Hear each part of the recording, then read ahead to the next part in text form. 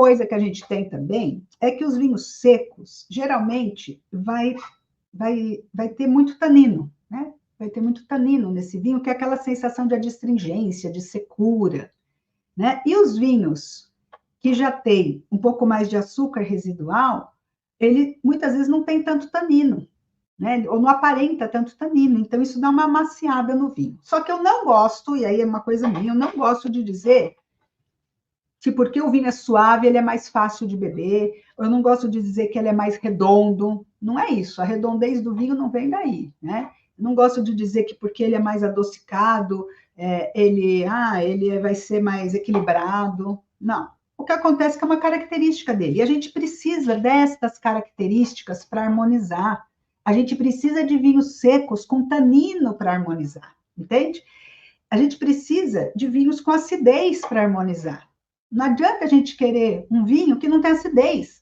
Se ela não tem acidez, ele não tem nervo ali, ele não tem animação. Então, às vezes, você vai harmonizar, fica xoxa a harmonização. Claro que fica, porque você não tem alguns elementos. E é claro que esse tanino, sozinho, ele pode ser muito agressivo. Mas aí é que vem o porquê de harmonizar. Por que vocês acham que é bom harmonizar? Só porque é legal comer com vinho, beber com vinho? Se fosse assim, você pega qualquer vinho, qualquer comida e tudo de bom, né? Que nem Coca-Cola. Pega Coca-Cola e bebe, e toma com a comida. Você vai com Coca-Cola, vai com qualquer comida, não é assim? Então, o vinho tem uma função. Ele é bom para harmonizar e dá certo, porque às vezes ele melhora o prato. E às vezes é o prato que melhora a sensação do vinho. Então, o vinho sozinho, você pega aquele vinho sozinho, tanino, forte, tá. Aí você coloca num prato, caramba, uau! Virou outro vinho.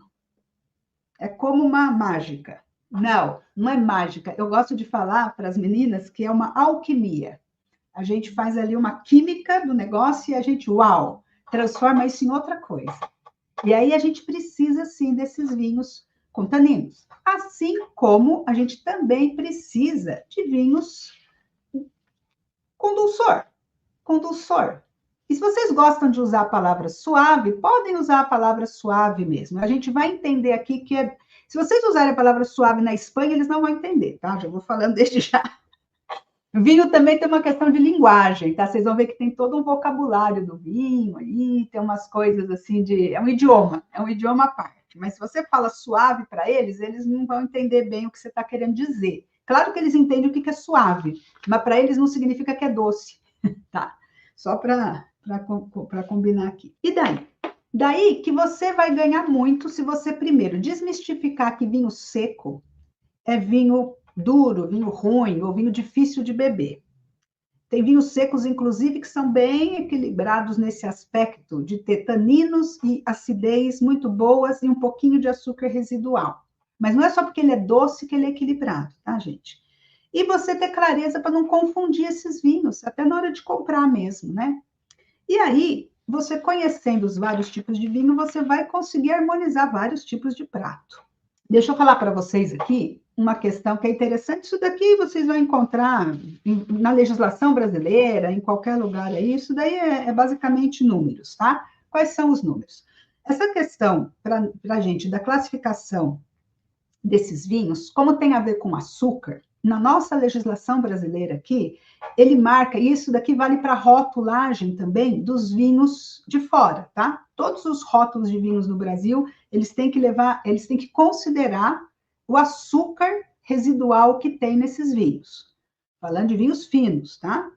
E todo vinho fino acaba tendo açúcar residual.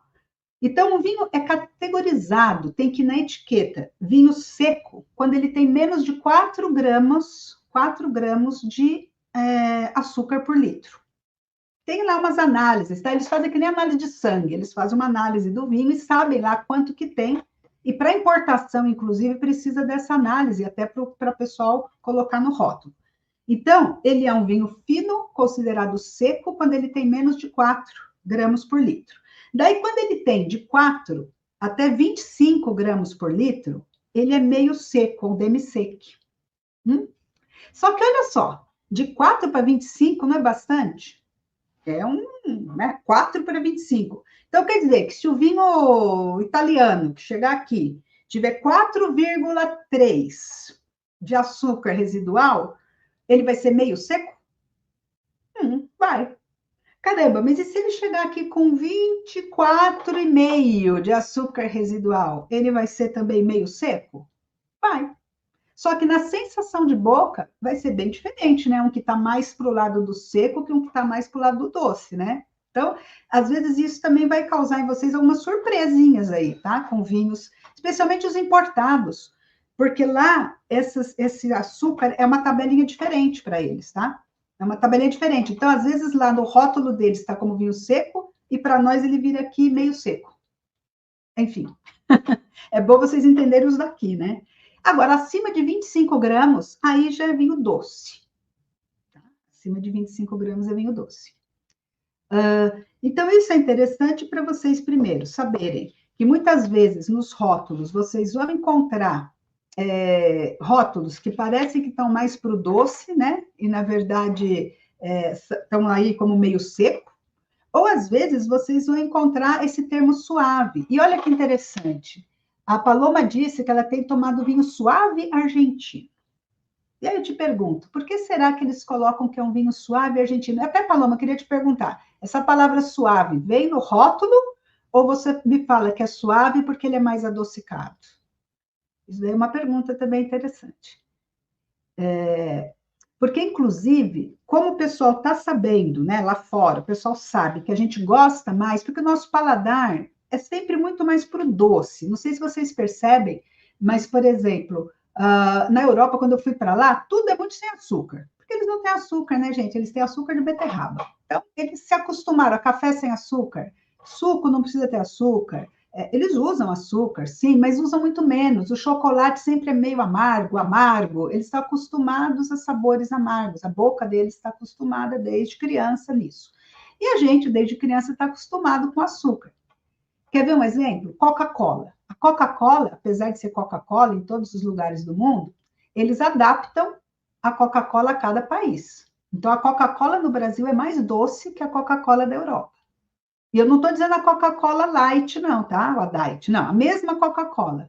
Ela é mais doce aqui do que lá. Então, eles dão umas adaptadas no sabor, porque eles sabem que a gente está acostumado mais a esse sabor. E eu tenho visto agora, né, no mercado, muitos vinhos aí adaptados. Eu falo que são vinhos adaptados ao nosso gosto aqui. Tem uns vinhos portugueses também.